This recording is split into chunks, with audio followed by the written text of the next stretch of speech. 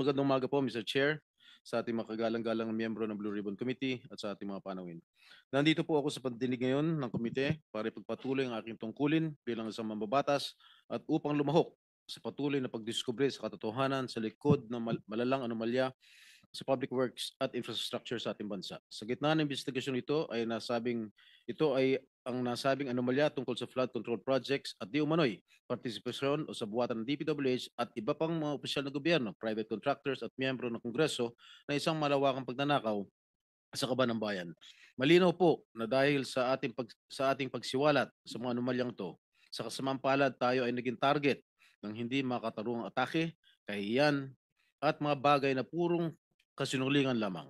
At ito ay dahil lamang sa mga paratang na isang witness, si former Assistant District Engineer Bryce Erickson Hernandez, na siya rin kilala bilang Marvin Santos de Guzman sa mga kasino kung saan siya nagsugal at naglustay ng pera ng bayan na nagkakahalaga ng daang milyong piso.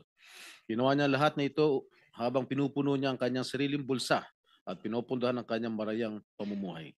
Alam kong kahit paano ay makaka-relate po kayo sa sitwasyon ito, Ginoong Tagapangulo, dahil kayo rin po mismo ay nakaranas na maging target way back in 2001 when a certain Ador Mawanay who was masquerading as a whistleblower ay tila nilin lang ang publiko sa kanyang maligaw at maling pahayag.